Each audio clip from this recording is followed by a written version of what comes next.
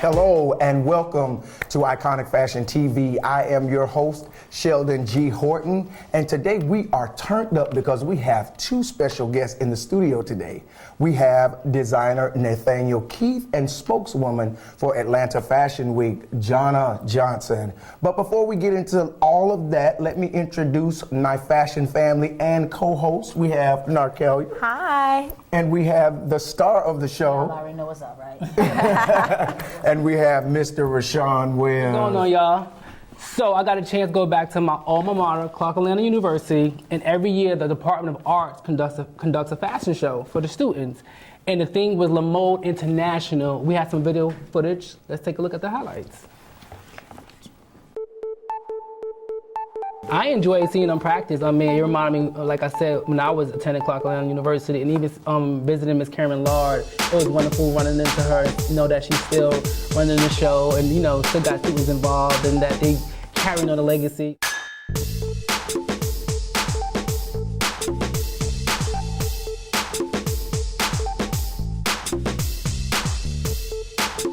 And even, this pure practice here of just walking and making sure everybody matches up correctly and is interacting properly. Right. I definitely remember running drills like that.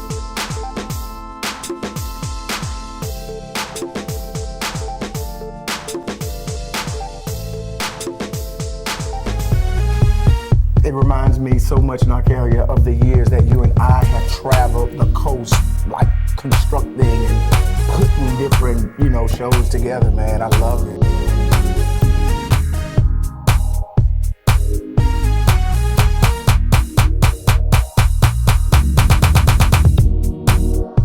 Definitely think it came together, or looks like it was coming together really well for a collegiate show. I definitely I can see how much work they put into it.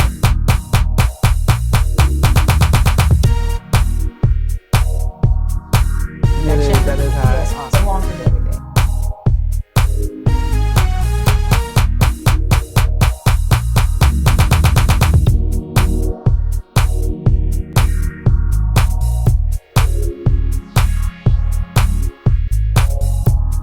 Overall, y'all, they did an awesome job. They did. Shout out to Clark Atlanta University. The highlight for me was seeing designer Christian Harris. His collection was the most cohesive. But what's a fashion show without models, Right. There were 3 amazing models. I loved their walk. Especially the overall theme of the show was dope. It was like international, and the designers took you around the world. Absolutely. And it was fun and energetic, full of color. I mean, I loved it. And like I said, I would love to see us do a fashion show, All right. Leaving was very inspiring, so, you gotta do it. Right. I know people think of glitz and glamour when they think of fashion, but you can always use your fashion for a cause. Absolutely. So we got a chance to go to Avondale Elementary, and we met some of the students for their career day, which was pretty awesome. It was. And some of the staff. Let's check the video out and see what's going on. Even walking in brought that memory to me. Absolutely. Elementary school, y'all. Oh my God. It took me back to my career day when I was young. Now I'm in an adult school. Now I can now inspire and teach kids how to, just be with one of them when you grow up.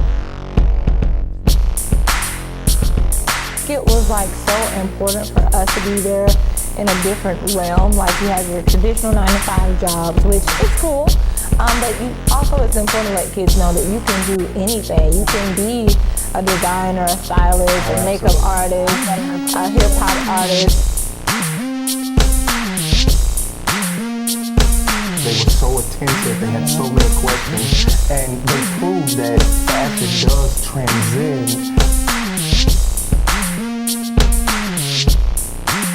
We want to thank Avondale Elementary School because they were absolutely gracious.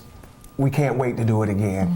Also, when we come back, we have your industry exclusive with none other than Makeup Academy owner Gwyneth Mosby. There's more Iconic Fashion TV after this commercial break, so don't touch that remote. Together now, we can make it better now. Come on. Moving a little and eating better every day can help make you and your child healthier. Search We Can to find out more. Thanks for tuning in. We're back with Iconic Fashion TV. As a professional makeup artist, I know that expert techniques take proper education or lots of trial and error?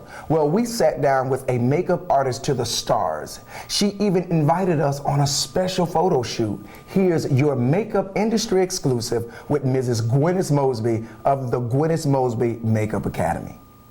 Hi, I'm Gwyneth Mosby, and I am a professional makeup artist.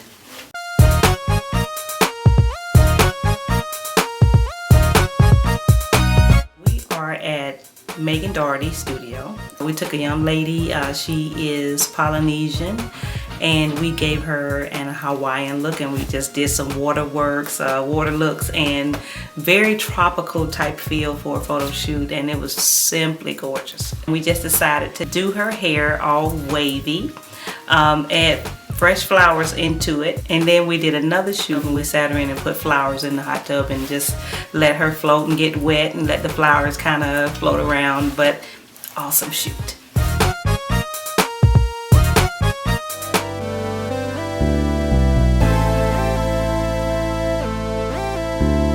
I decided I didn't want another makeup artist to have to go through what I went through with learning technique and different things, so I decided to teach makeup. So for 20 years I taught classes. I would have a class once a year in Atlanta. I would take about 10 makeup artists, train them, and teach them, and take some of them under my wing, and personally take them for about a year and teach them. And then I said I wanted to open a school, because that way I can just impact more people at one time. Tonight, this is my night class. They're learning highlighting and contouring. First, they're learning how to shape the faces, what we call face shaping. And right now it's called structural analysis, coming in and shaping the features. And I just taught them a word called chiaroscuro. And that word is an Italian word, an art concept in using light and dark shades to alter the face. And it's just creating dimensions. And that's what we do when we highlight and contour. And as makeup artists, we create dimensions in the face. The face should look like it's kind of leaping at you instead of looking flat. When I was in school, I learned a little chemistry, biology, anatomy, and I incorporate a lot of that in my classes. And I think women should know the structures of the face, the features, and different things like that. So along with learning color theory, they get structural analysis and they get facial analysis, and we go into just a little bit of skincare. And I think, you know, your skin, if it doesn't look good without makeup, it doesn't look good with makeup. We've got a student in Israel that's doing makeup in Israel. Came here just to take the makeup course because she wanted to better her bridal business. And we haven't heard from her in a while, but we know she's doing great things even in Israel. So we've got students not only in a domestic sense, we've got international students all over the world doing great things in makeup artistry. Because you can come and visit the school. You can come and see us. Gwyneth Mosby Makeup Academy. We are located at 690 Miami Circle. We are in Atlanta, Georgia, 30324, Suite 575 in the Buckhead area. I graduated from the Gwyneth Mosby Makeup Academy, and I mean, my career changed in leaps and bounds. I mean, I learned from the history of makeup to undertones of the skin, as well as corrective makeup techniques. Interesting enough, I was a working artist of 10 years by the time I enrolled. That's nice. This proves that you're never too late to learn. No. Absolutely, Star. Never too late. Absolutely. Thank you so much, Gwyneth, for giving us that industry exclusive. Everyone stay tuned for more Iconic Fashion TV. When some people struggle with their mortgage payments, they become frozen. But the people who take action are far more likely to get the most positive outcome. Call this free government program for the option that's right for you. Welcome back to Iconic Fashion TV. We're in the studio with Atlanta Fashion Week spokeswoman, Jonna Johnson. Jonna, welcome. Can you tell us a little bit about Atlanta Fashion Week? Absolutely. Atlanta's International Fashion Week, I'm really excited about this year because it's bringing different continents, not just states of the United States. That we're going to have Brazil in the house, we're going to have China, we're going to have designers from Europe. So we're just bringing the whole world together here in the center and the heart of Georgia in Atlanta. So it's going to be an amazing, huge event, and we're really excited. Awesome. So when did Atlanta Fashion Week start? Like, when did it all come together? This is actually year 7. So yeah, this is year 7. We are expecting the biggest and the best show this year because we're trying to put Atlanta on the map like New York's International Fashion Week. So, and we are about at that level. We have sponsors such as Sephora, Nordstrom, Macy's, but we're looking into Gucci, Prada, Versace, getting those type of people involved, and they definitely have raised their eyebrows to help us out and achieve that. That is so awesome. So what's the goal of Atlanta Fashion Week? The goal is to, like I said, just put the South on the map. I mean, you've got New York, you've got LA, so it's just time for the South to be put on the map and be respected in the fashion world because we have such a different taste down here. And I think that the best thing about Georgia and the South is that we can take trends from different parts of the country, different parts of the United States, and we can make it our own. And so we're real unique, and this is an opportunity for us just to create our own touch, and reach out to all these countries and bring us down here in the South. I love it. Bring it down to the South. So how can people find out more information about AFW? Well, we do have a Facebook page at Atlanta's International Fashion Week. We also have a website where you can get your tickets. You can see the updated itinerary at AtlantaINTLFashionWeek.com. We also have our Twitter page at Atlanta's International Fashion Week, and then our Instagram as well at Atlanta's International Fashion Week. So with the itinerary this year, we've got places like 200 Peachtree, we've got the Biltmore, we've got the High Arts Museum. So they're going to be in really luxurious, extravagant locations. So yeah. Definitely. I'll definitely be there. We will definitely be in the house.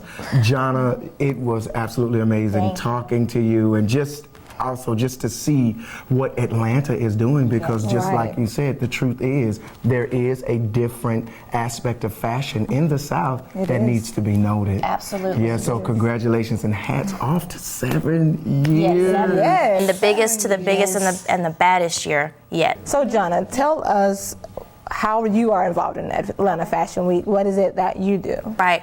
Well, the founder, Paula Whittle of Fashion Week, she reached out to me 2 years ago and asked me to be an ambassador. She had been watching my community service just around the city. My husband, he's a retired NFL player. So we like to just get involved, give back whenever we can. But the perception has always been kind of tricky with, you have stars that come in that just do an appearance that's going to blow you up. No, we get in there. We've been from the bottom, and we get our hands dirty. We work with these nonprofits, and the founder saw that, and she was like, I heard that you guys give your phone number out to youth. Like, just if they ask you for your phone number, you'll give it to them, and you talk with them, and so on and so forth. And we do that. Like, we're real hands-on type people. So she got me involved to be an ambassador for her Pretty Academy nonprofit, and I've been kind of the face for that for the past 2 years. And with working with the Atlanta School of Acting, I'm a woman of many faces. I do a ton of different things. I do a ton of different things. But I teach at the Atlanta School of Acting. I'm one of the lead coaches there. So I went in and I taught the young ladies at the Pretty Academy just how to carry themselves, how to speak properly, how to be confident in themselves, and then how to interview properly, because they get the misconception a lot of time with models that we don't know how to speak. And sometimes it's true, more times than not. So it was my chance to come in there and step in and teach them the techniques on how to look presentable and look like they have an educated sense of mind. So just working with her this year, she said, I want you just to be the face. Like, I need you to do the media, the press, this, forth, and that. So I was like, I'm right on it. Like, this is what I do. So I was more than happy and blessed to be in this position to reach back out and then show, again, the world, be that face that Atlanta and the South can be put on the map as well. I love how she keeps the emphasis on the South. Absolutely. So please tell us, how do we get in contact with first you and what you're doing, and Atlanta Fashion Week. Right. I definitely would appreciate the follows on Instagram and Twitter. Both you can find me at Jonna Johnson 1. I'm also on Facebook at Jonna Carlita Johnson. You can keep up with me and everything that I do. Like I said, I'm a woman of many faces, so I'm doing something different every single day. So I would appreciate that. And then also Atlanta's International Fashion Week with the website at AtlantaINTLFashionWeek.com. Again, you can find phone numbers. You can call the corporate office to get your tickets. And yeah, look forward to July 23rd through the 28th. Thank you, Jonna Johnson, for being with us. Stay tuned. We have Nathaniel Keith in the studio after this commercial break. Parents say I have to be home right after work. That's so gay. Totally gay. That is so Emma and Julia. Imagine if who you are were used as an insult. When you say that's so gay, do you realize what you say? Knock it off. What's up, Iconic Fashion family? Now I know deep down inside we all got a little sneaker fetish, and it's true. Well, personally, shoe game is everything, but I want to get into a little history on one of my favorite sneaker brands. See, sneakers were invented during the 18th century, and they were called plimsolls, which is considered a modern day shoe, or not, or should I say a modern sports shoe. Let me get that correct. Sneakers went global in 1924, and a German man by the name of Adi Dassler created a shoe line named after himself of what we know today to be Adidas. Adidas were considered to be the most popular sports shoe brand around at that time. Even hip-hop group Run DMC recorded a song called My Adidas. I know y'all know that song. It's from their album Raising Hell, which was released in 1986. One of the lines were, now the Adidas I possess, for one man is rare. Myself, my homeboy got 50 pair. Ow. So, that's just one of many iconic moments with your favorite homegirl, Star. Peace. Together now, we can make it better now. Come on. Moving a little and eating better every day can help make you and your child healthier. Search We Can to find out more. Welcome back to Iconic Fashion TV. We're live in the studio with designer Nathaniel Keith. Nathaniel, thank you for being with us today. Thank you. Thank you. It's an honor and a pleasure. That's good. I want to ask you this, right? Okay. So what does fashion mean to you as I see all these beautiful ties? Fashion means to me self-expression. It means creativity, no holds bars, just definitely doing what you feel and going forward, because there's always going to be someone who appreciates it. There's going to be someone who wants to fund it, who wants to, wear it. So just doing something different, I feel like every time you'll win. Absolutely. So what inspired you to do this line of ties? Well, actually, I was designing a top for one of my clients, Miss Judy Malden. She had a birthday yesterday. Happy birthday. And I was putting roses on her shirt. And then I was like, well, I wonder how this would look on a tie. And so I did it. And then after that, I made one for graduation, and it got so many stares. So many people were like, what is that? What are you wearing? Right. So from there, I was like, okay, I have a hit. So I just kept on making them, and I fine-tuned it and made variations, and that's here today. Yes, they are absolutely fabulous, and I am sporting my purple one today, thanks to you. But how long have you been making these ties? Only for about a year now. Only for about a year. I graduated from Clark Atlanta University. Clark Atlanta. Of course. On the back. Right, class of 2012. Right. So it's been about a year. Wow. Been about a year. Looks like you've been making them forever. It looks good. I've always just been creative, so I was able to, once I had a prototype, just fine tune it from there. Okay. Well, you've done well. Thank you so much. Are ties the only garments you make? No, not at all. Actually, my concentration in Clark was women's evening wear. Okay. So that's where high fashion. That's where I got the concept for the more high fashion pieces. Right. But that's always my concentration. I've did pieces, like I said, for Judy Malden. I worked with Mama D for her 49th birthday party. I did a gown and then a pantsuit for her as well. Right. So yeah. So this just I want to kind of mirror my career after that of Ralph Lauren. He started off with ties. So I want to start off with my ties, get into Neiman Marcus, and then from there branch off and give the world everything I have. That is amazing. So what? Right. So what matters to you most as a fashion designer? As a fashion designer, what matters most is that people get my concept. I believe when I design, it's a bit of romanticism. Can't help that I'm a hopeless romantic. So that when you notice me, you're gonna notice my brand. That basically you get the idea that I'm coming across with. So how would you define your own personal style? My own personal style? Actually, I just fit in. I think that I like to color block. I like to put different pieces together. I feel like my work is what's most dramatic. If you talk to any of my friends, I'm really low key, really quiet, unless you get to know me. So I feel like the dramatic comes in with my pieces of work. You know, if you see my dresses, my gowns, you'll see that, you know, they speak for me. That alter ego type. It's the loudest. Right. I like to see some of those gowns. Yeah, I would love to. Definitely. What are some of the things that keep you inspired as it relates to your work and what you do? Keeps me inspired. I would have to say the drive I have to one day be successful.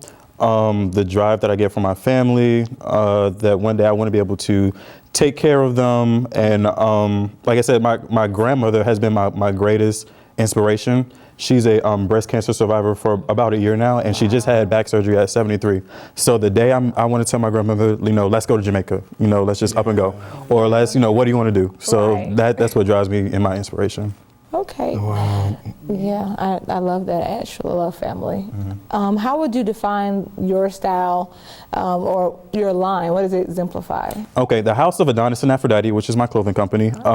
It's, like I said, it's romanticism. I love the Greek mythology that comes from it.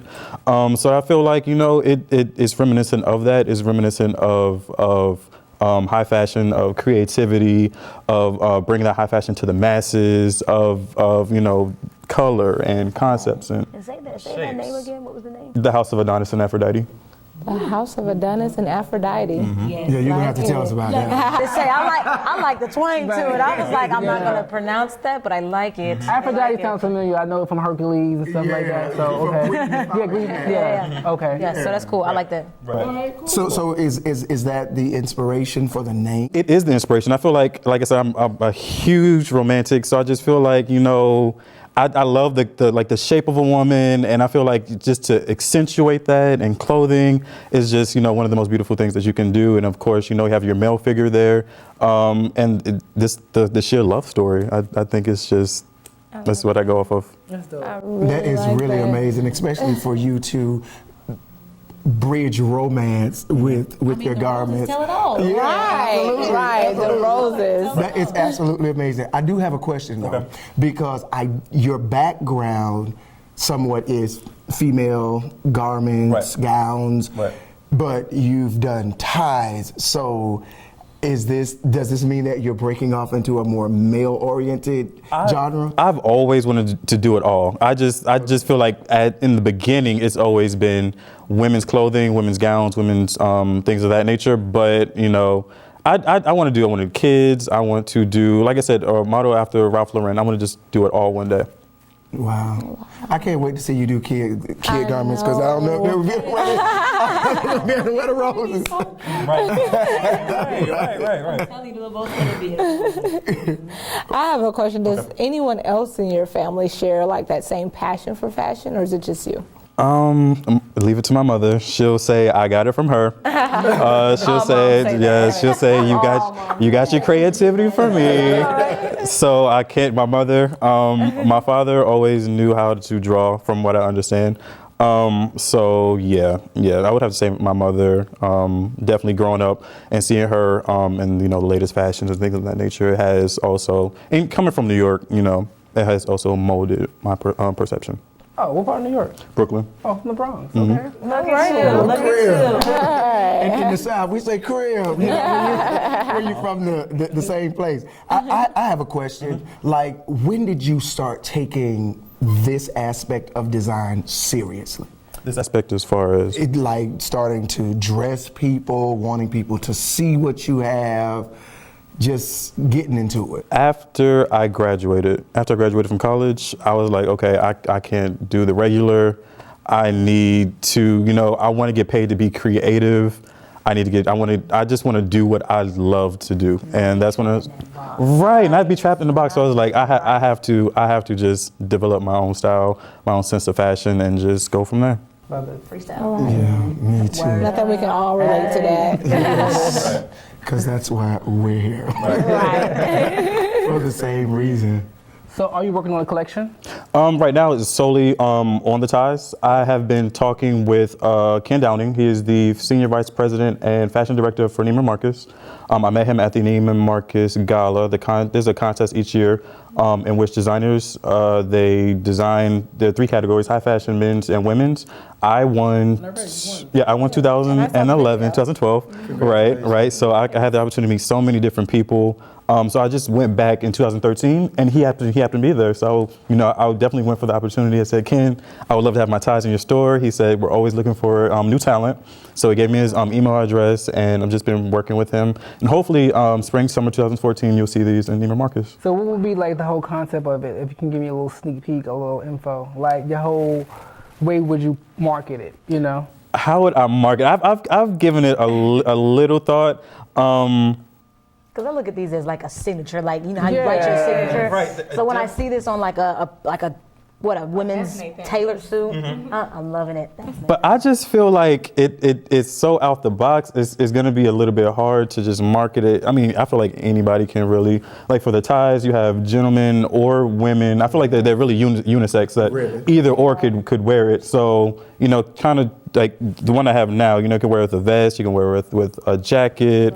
If you want to be more show off, you can wear one of these. So I think each individual piece is going to have its individual market that it goes to. Thank you so much, Mr. Keith, for being with us today. The ties are absolutely amazing. Thank you. And thank you for helping us with our fly with your ties on today. But when we come back after this commercial break, Mr. Keith is going to go in depth about his ties. He has a beautiful model here. You don't want to miss this. Stay tuned for more Iconic Fashion TV.